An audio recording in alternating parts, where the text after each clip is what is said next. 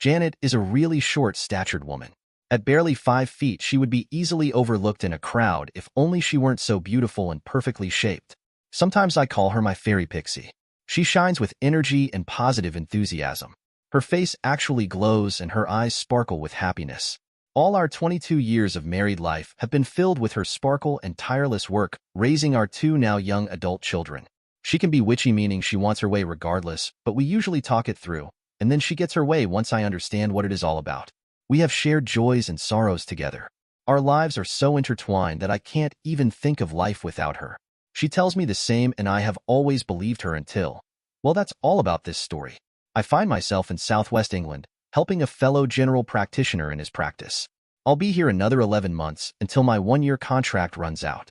Through friends, I found out that Great Britain was recruiting international physicians for its National Health Service. This opportunity provided me with the perfect retreat from reality and space for my cheating wife.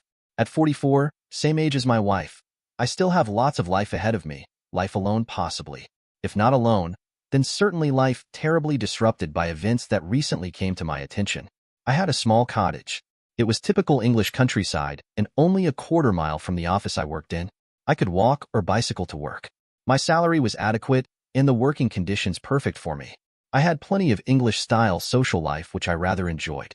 When folks found that I was estranged and in a divorce proceeding, I was amazed at the number of truly cute and vivacious young women who were interested in my social well-being.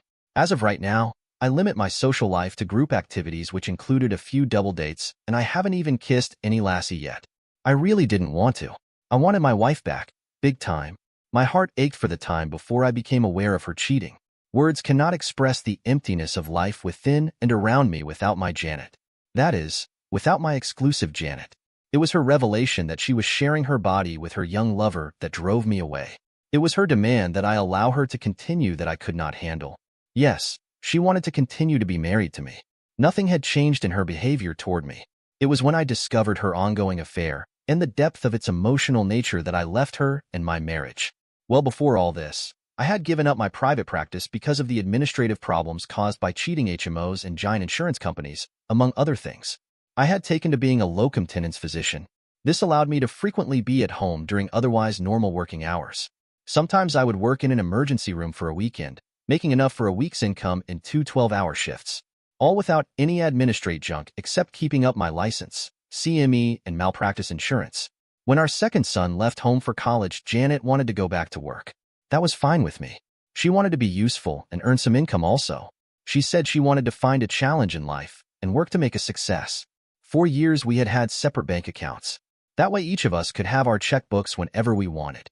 We each had our own separate credit cards also.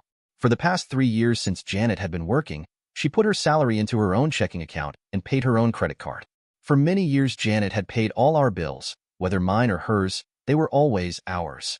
That is until she got a job and separate credit card. Now we had my bills, which were things like taxes, insurance, utility bills, home loan payments, food bills, and gasoline. My income went exclusively into my account and her income into her account. Then there were her bills. These were for her cosmetics, clothing, and her credit cards. I never bothered to look at her bank statements or credit cards. I trusted her, and she never asked me for money anymore. As a result of our both working, even with the kids' college expenses, we began to put more money away for retirement in our separate IRAs. Other than our separate income and expenses, we continued to share everything in common. Our sex life was vanilla and not frequent enough for me, but I had no real complaints. She was still energetic in bed, but we had decreased frequency to not even twice a week. Sometimes she wanted me to do things that I just couldn't do. She wanted me to play dom and sub with her. When she told me what it was, I just couldn't do it. I felt like I would be humiliating her. After a couple of times pillow talking about it, we just dropped the subject. It all sounded so kinky to me. Calling one master or slave just was degrading to me. I discounted this to just a normal fantasy stuff. Janet worked for a large group of physicians.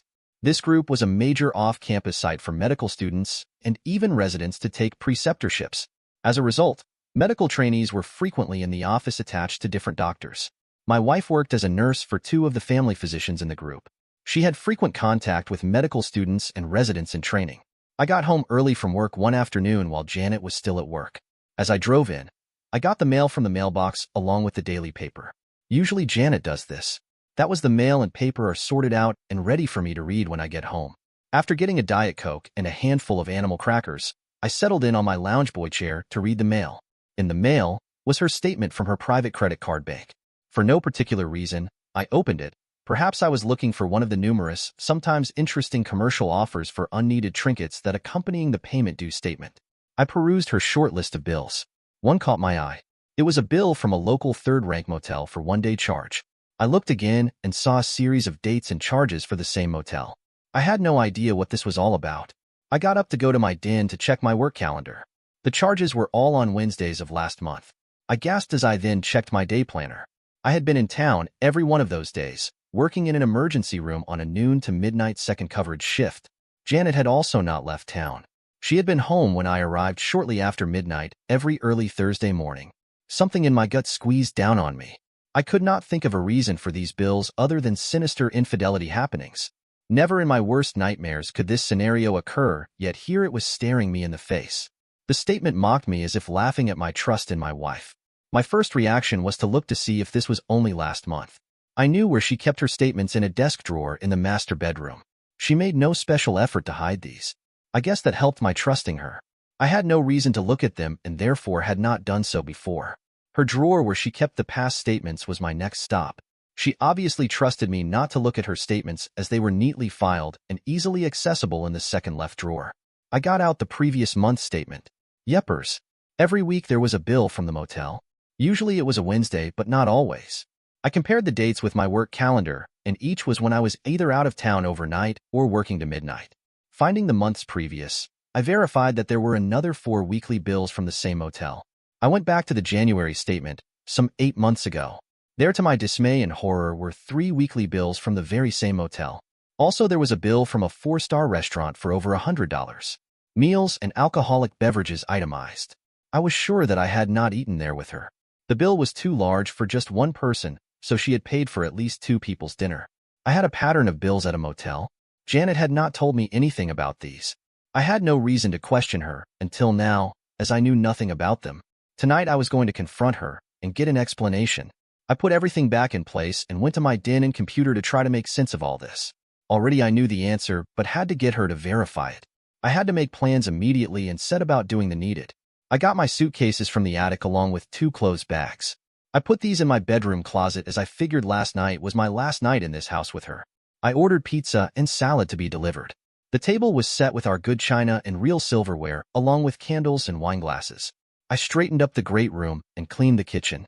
My nervous actions allowed me to do something with my hands while my heart and mind raced in 1,000 directions. My perfect life had come to a crushing end. My trust had been misplaced. I wondered for how long this had been going on. The whys and whos and whens overwhelmed my mind into a numbed sense of nothingness. Obviously, our lives had become untwined, and now I was floating around in life without my mooring. After all, she was home and life to me. I heard a car come up the driveway. The doorbell rang, so I knew it was pizza delivery. He left, leaving me with a hot pizza, cold salad, and a bottle of chilled Chardonnay. The wine went into the cleaned refrigerator, the pizza into the warming oven, and the salads into 2 dishes in the refrigerator ready for serving. I heard my wife's car arrive as the garage doors opened then shut. She was in the house as I welcomed her with a warm hug and kiss. For a moment, I forgot anything could be bad between us. Having her in my arms was my life and my home. The dark thoughts crashed back in and I disentangled from her arms, pushing her away gently but definitely. Janet, I tried not to let my voice waver. I have a pizza dinner for us tonight. Go wash up as I serve it all up. What's the special event, John? She inquired with a twinkle in her eye. Just go wash up, Janet. I urged her as I turned toward the kitchen. I checked for her latest credit card statement still in my trousers pocket to be sure I had it. We sat and enjoyed the pizza, salad, and wine. I poured a second glass for myself and offered her a fill-up, which she took. I rarely had a second glass, but tonight I felt the need. You are outdoing yourself, John, she giggled. You never have a second glass, and here you are turning out to be a real alcoholic. She giggled and lightly kicked me under the table. We bantered lightly as we finished the meal. Let's clean up and have a coffee, Janet. I have a little light dessert and a subject for conversation. We cleaned the table. We put the excess pizza into the oven and corked the wine for the refrigerator. The coffee had brewed and I produced some light, little dolly cake squares. I knew these were her favorite dessert. I didn't particularly like them. They tasted too artificial for me but were perfect for tonight. I thought, sweet on the outside. She liked them, but I was revolted by the inside taste. It reminded me of what might be coming in a moment or two. Usually when we have a subject to discuss, we sit next to each other on the couch. This time, knowing it was going to be a confrontation, not a problem-solving discussion, I suggested we sit at the table again, facing each other. We sipped coffee as she dug into her tiny piece of sugar-coated cake. I had no taste for these and didn't even break one open with my fork. I just diddled with it, feeling increasingly nervous. Reaching into my pocket, I produced the envelope from her credit card bank. I took out the statement, unfolded it, and said, "This came today." I opened it. I have never done this before, but I guess a little voice was telling me to take a look at it. "Janet, you have way overdrawn your account." I had an awful feeling as I flattened the statement out facing her and pointed to the weekly motel bills.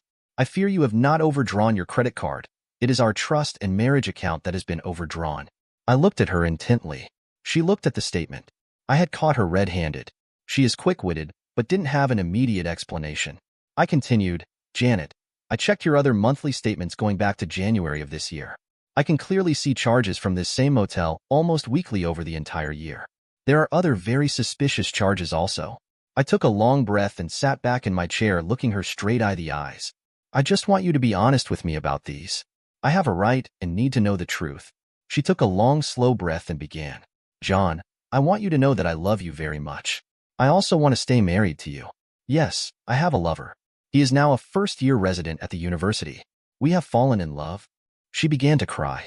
"At first, we just talked. He was a student on a junior preceptorship with the group where I work. At first, he reminded me physically so much of you 20 years ago when we first met. He made me feel young again. Things progressed. How much do you want to know tonight, John?" "Lots more." I spoke firmly. "He comes from a broken family and never really had a mother after his grade school years.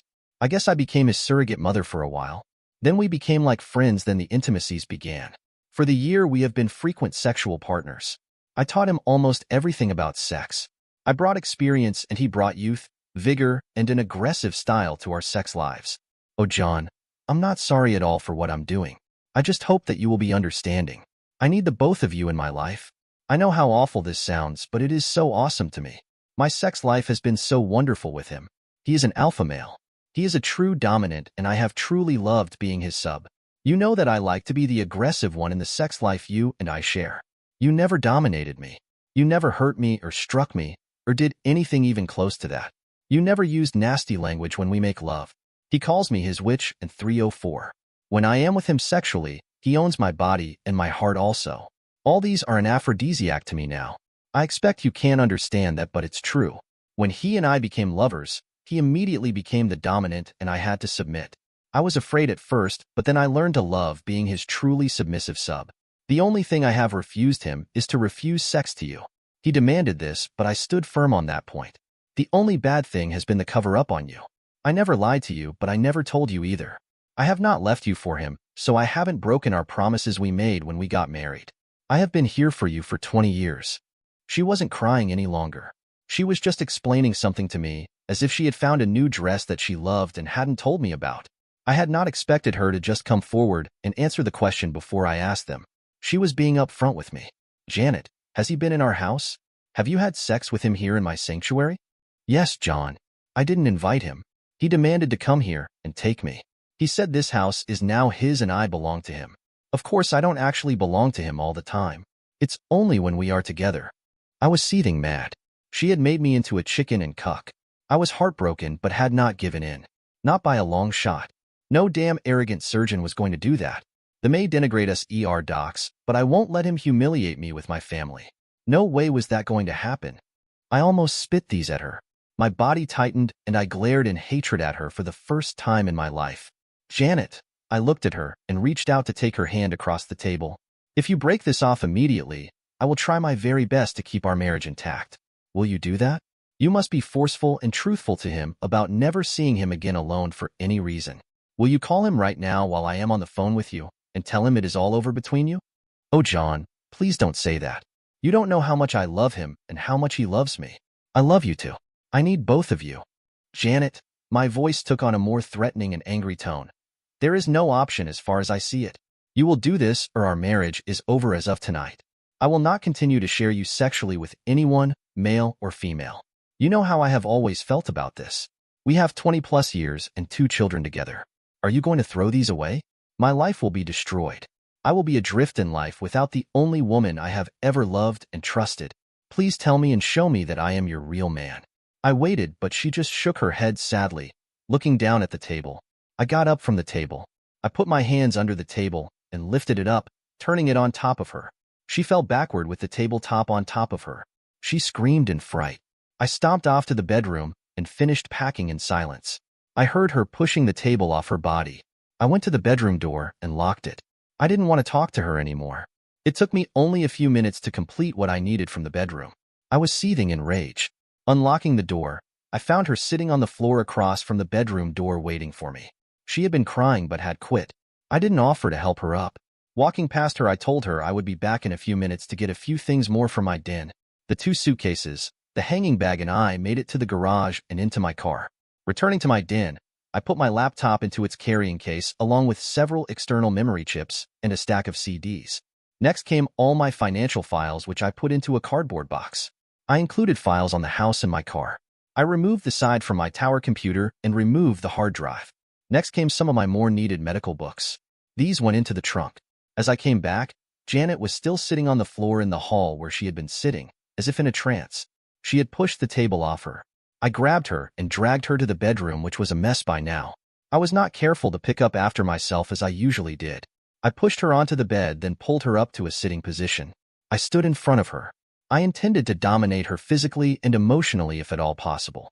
Janet, I am out of your life as of right now. You can have all you want of your new Dr. Loverboy. I hope he will take care of you as well as I have. I hope you don't do to him what you have done to me. I will find somewhere else to live. You will hear from my yet-to-be-found divorce lawyer in a few days. I have my cell phone and will listen to any messages you have for me. I won't promise to return your calls, and I don't plan to let you know where I am staying for the time being. Oh yeah, you can have the rest of the pizza and wine. My life is going to be filled with new wine. I will not tell you goodbye or goodnight, for good is not in my vocabulary when I think of you anymore. I turned and left her and my 20-some years of shared life and family. I found a motel for the night, then moved into a furnished mobile home. I did all the things that every recovering male does. The credit cards were canceled and reissued. I took her off my bank account. I took care of all the other financial things, including my will, an IRA, and 501(c)(3). With heaviness of heart, yet with my anger not yet fully controlled, I met with a divorce lawyer. He did nothing to encourage me. I had no proof, so I was going to lose big time. I told him I didn't care. Give her half of everything and all the equity in the house, with the stipulation that her lover would never be able to enjoy the house ownership. I would not pay alimony. That part was non-negotiable. Nevermore would I support her. She had her own business and her lover was a doctor. He understood and started the papers. I asked him to give me the completed papers to serve on her when he had filed them. Janet and I were recognized as legally separated upon the filing the divorce papers. I continued to work and putting my income into a third secret bank account. This made no sense really, as it could be discovered easily, but it made me feel better. She would have to look for it. I was not going to cooperate at any level on anything regarding her. I called the kids and told them what had happened. I minced not words, giving them enough details to convince them I was right and she was totally wrong. They called her and told her they were divorcing her. She would not be their mother anymore. I didn't care if she was hurt. I called her parents and mine and told them the same true story in as much detail as they wanted. A week later, the divorce papers were filed and I had my copy to take to her. My lawyer said he would formally serve her that evening at 8 p.m. I called Janet from my mobile home. She answered right off. Janet, I am coming over tonight at 7:30 to talk. If you want to talk, this is going to be your opportunity. If you don't want to talk, then I'm coming over to talk to you anyway. John, you are welcome.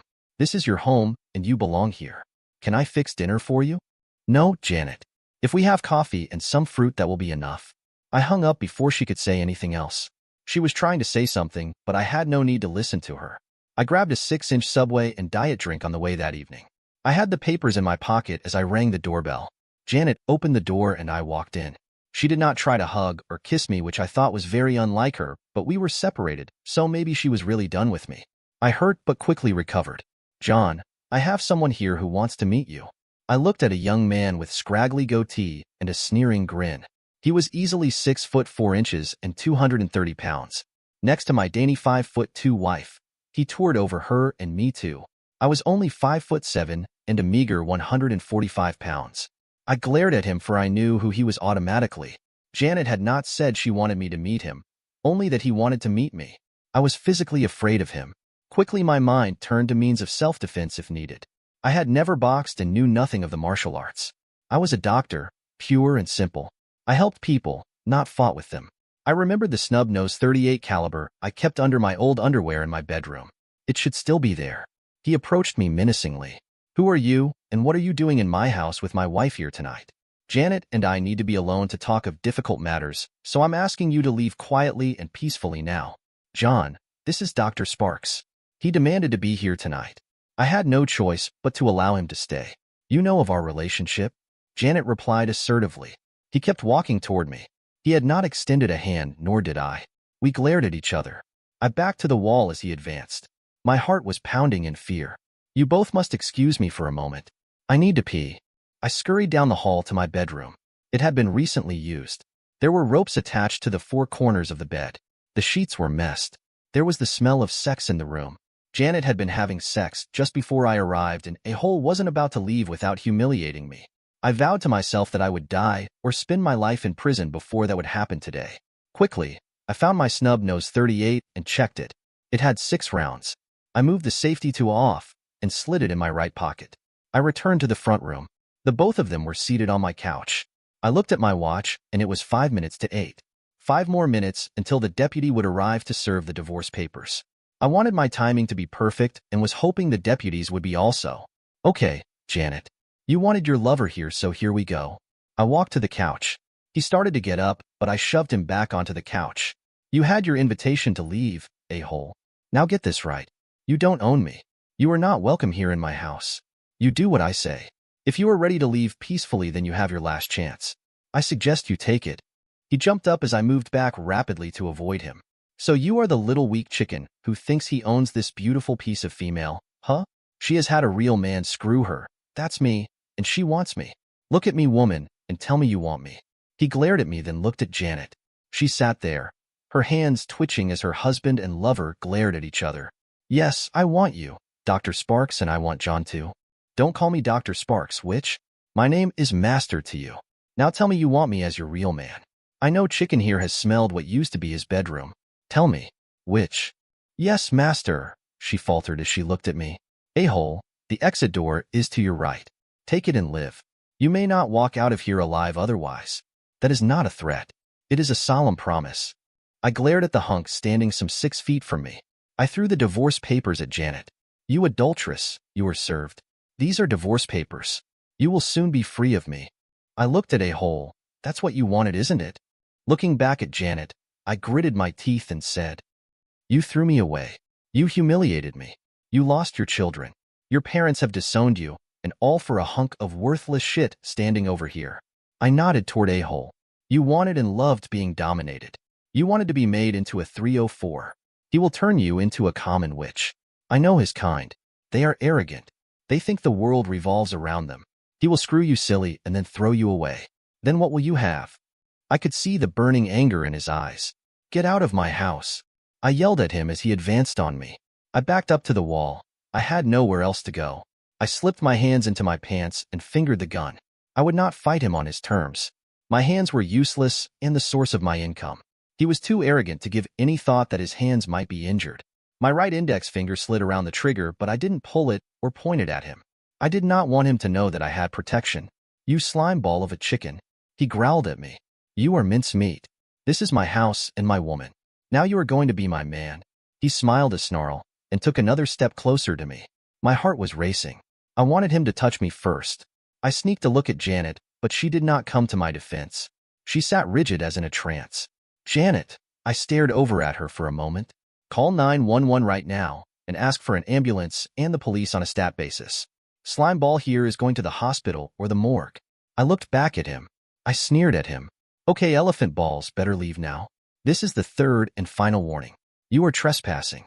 If you touch me, you commit assault, and if you hurt me, you commit battery. That means jail time.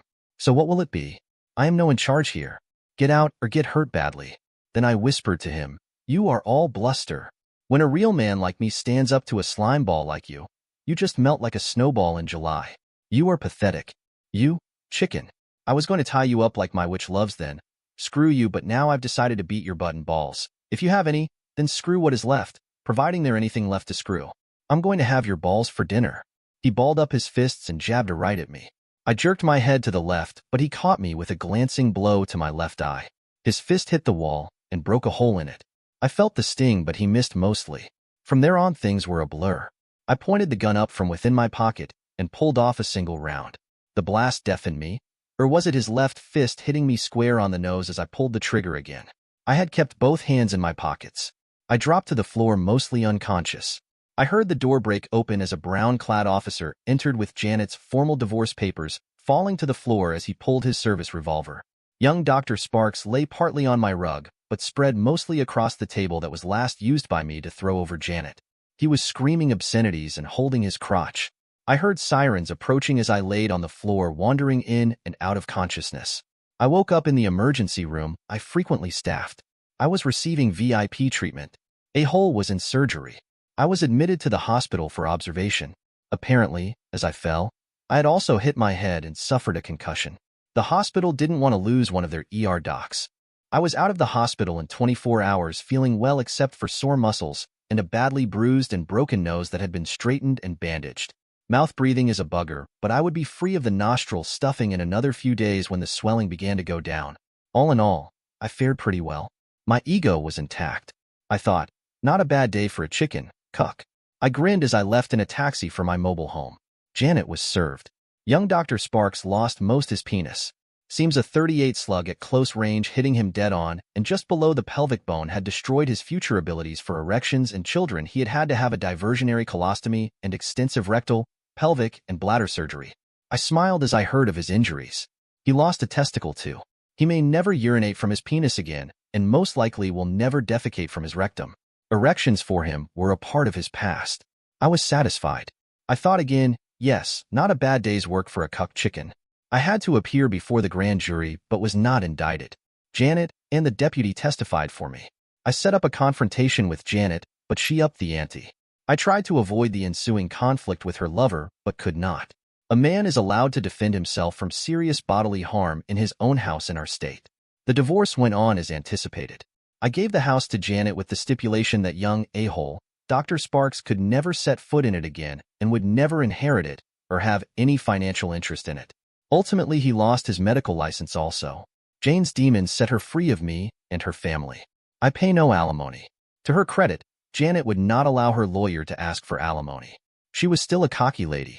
I could not stand to stay in the same community as her. I would see her, and it would light up old feeling of anger, disgust, loneliness, and, yes, happy memories. So here I am in beautiful semi-rural southwest England, alone with my hurts and memories. The phone rang. It was my son's weekly call. It was good to hear their voices and appreciate the Southern American drawl. I had been here only a short while, and I was already homesick. Then, I remembered, I have no home. I divorced her.